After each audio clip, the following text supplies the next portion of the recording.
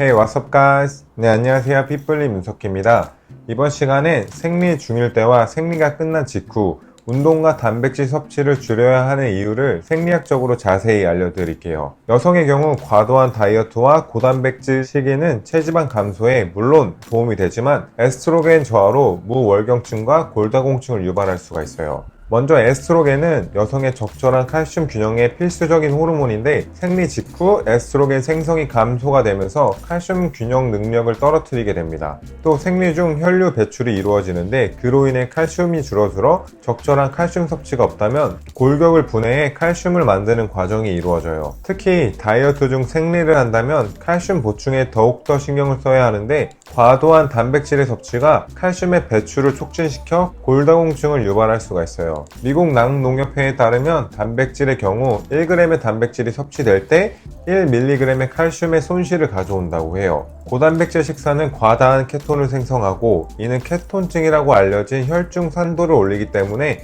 이를 방지하기 위해 신장을 통해 배출되어야만 하는데 이때 케톤산증으로 오줌이 산성화되고 그로 인해 많은 칼슘이 배출되게 되는 거예요. 만약 이 과정이 월경과 같이 이루어지게 되면 많은 양의 칼슘량을 잃게 되고 부갑상선 호르몬과 호르몬 형태인 비타민 D의 작용으로 칼슘 균형을 유지하게 되어 골밀도가 떨어지게 되는 거예요. 이러한 과정으로 생리 기간에 다이어트와 고단백 식이를 하는 건 골밀도를 낮춰 골다공증을 유발할 확률이 매우 높아져요. 특히 50세가 넘어가는 폐경기 여성들은 에스트로겐 지수가 굉장히 떨어져 있는 상태이기 때문에 더더욱 칼슘 관리에 신경을 쓰셔서 골다공증을 예방하시는데 신경을 쓰셨으면 좋겠어요.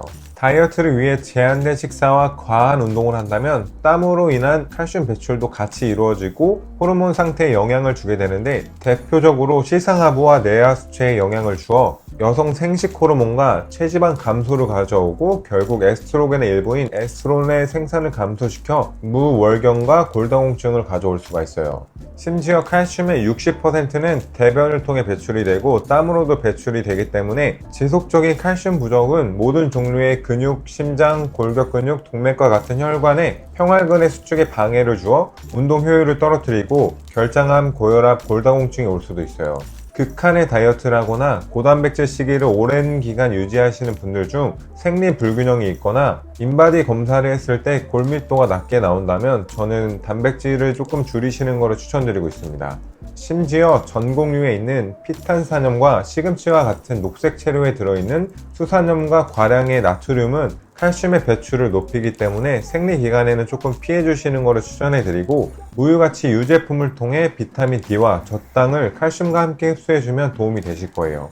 물론 인체는 칼슘이 부족하면 소장에서 칼슘 흡수율을 높이고 콩팥에서 칼슘 배출을 줄이는데 지속적인 고단백 식이는 골다공증을 분명 야기할 수가 있습니다. 운동 강도를 높게 매일 하시는 분이라면 나이 상관없이 100mg 이상의 칼슘을 섭취해 주시는 것을 저는 권장해 드리고 특히 생리 기간에는 칼슘 섭취에 더욱 신경을 써 주시는데 칼슘 보충제를 드시는 분들 중에 하루 1500mg을 초과해 섭취하는 것은 주의해 주셔야 돼요. 과잉의 칼슘 섭취는 전립선에서 세포 분열을 막는 비타민 D의 기능을 방해해 전립선 암에 영향을 주기 때문에 항상 적정량의 보충제를 드시는 것을 저는 추천해 드리고 있습니다.